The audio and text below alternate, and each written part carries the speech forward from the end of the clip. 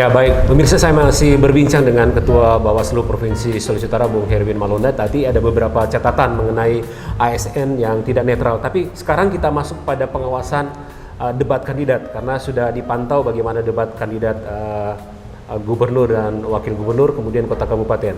Apa catatan dari Bawaslu? Bawaslu kan pertama mengawasi debat, itu kan bagian dari kampanye. Kita tahu bersama bahwa kampanye itu memberikan informasi ke pemilih tentang visi misi pasangan calon. Nah, ada 3 tujuan debat. Pertama, menyebarluaskan visi misi dan program kerja pasangan calon. Ya. Nah, catatan kita adalah memang hendaknya pasangan calon itu mengeksplor apa yang menjadi visi misi dan program pasangan calon. Khusus teman-teman KPU sudah kami desak itu agar supaya nantinya apakah di layar atau di setiap kegiatan-kegiatan KPU untuk mempublikasikan terkait visi misi pasangan calon, sehingga publik sudah tahu apa yang jadi visi misi pasangan calon, dan itu dikaitkan dan dikatakan ketika di debat. Yang kedua sebenarnya terkait dengan bagaimana agar supaya nantinya pemilih menjadikan ini sebagai salah satu pertimbangan. Oleh karena itu informasi harus disampaikan. Nah, kami sih menyarankan teman-teman KPU, selain pelaksanaan debat itu, kalau bisa itu disebarluaskan pertama linknya. Nah, ini karena terkait dengan media. Kalau juga ada pertemuan-pertemuan yang dilakukan oleh penyelenggara pemilu sampai di tingkat desa kelurahan. Pertemuan dalam protokol kesehatan. Nah, catatan kami yang lain adalah terkait dengan konsistensi tema. Konsistensi tema yang dilaksanakan. Juga pembagian, karena ada kan setiap kali debat itu ada 4 atau 5 tema, subtema. Nah, jangan sampai tidak ada subtema yang dijadikan bahan di dialog debat pada saat itu. Termasuk juga ini kan pelaksanaan kampanye, ada 3 peraturan KPU yang dilakukan, yang kita ini selain undang-undang. Itu peraturan KPU tentang kampanye 4 2017 dan 11 2020. Dan terkait dengan terkait dengan pandemi Covid sekarang itu 6 2020 dan terakhir 13 2020. Pertama adalah siapa yang ada larangan sebenarnya untuk bisa hadir dalam kampanye, itu sebenarnya bagi pejabat negara dan pejabat daerah anggota DPRD itu tidak boleh hadir dalam kegiatan kampanye kecuali yang bersangkutan. Forkompinda juga nggak boleh hadir. Forkompinda tidak boleh dalam ruangan. Tapi yang ini kan yang bisa hadir itu adalah itu kalau dia pejabat negara, dalam ini bupati, wali kota dan wakilnya, itu boleh hadir. Sebenarnya dilarang kan boleh hadir asal dalam status izin cuti kampanye. Nah, memang waktu lalu setelah kita temukan sampai sekarang belum diketahui apakah sudah ada izin. Kami sudah mendesak. Jadi pertemuan berikut itu wajib kalau misalnya ada yang akan hadir, karena mereka juga kita paham sebagai anggota partai politik, partai pengusung. Yang kedua, pejabat daerah yang bisa kita konotasikan itu anggota DPRD. Itu harus ada izin minimal ke pimpinan komisi, pimpinan fraksi atau pimpinan dewan. Itu harus teman-teman KPU harus melakukan verifikasi administrasi.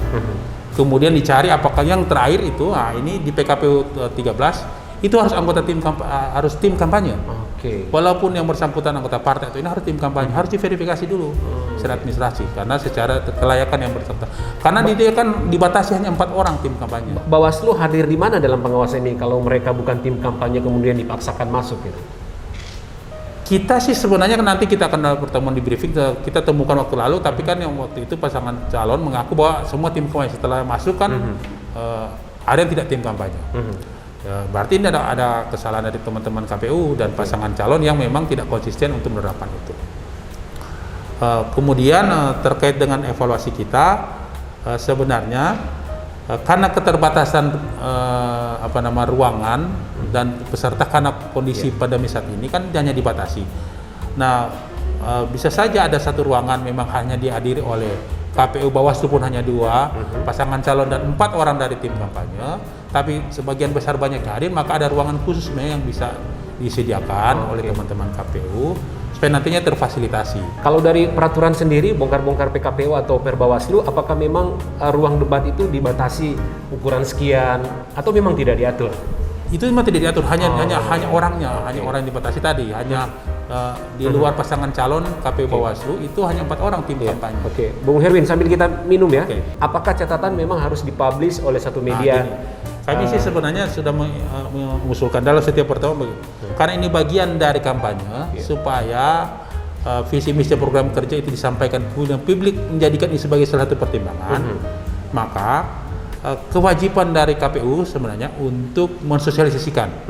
Apakah itu membagikan linknya, atau membuat kegiatan untuk nonton bersama, Pak. Minimal berapa waktu sebelum debat untuk dibagikan linknya? Ada aturan nggak itu? Nggak ada sebenarnya, kan nggak ada ya. Dimasifkan. Yang penting saya tiba berharap ke penonton. Dia kan belum dibagikan sebelum kegiatan linknya supaya banyak ikut, atau justru setelah kegiatan kan itu dipublikasikan sebagai bagian sosialisasi. Kita itu tidak sekedar memilih kan.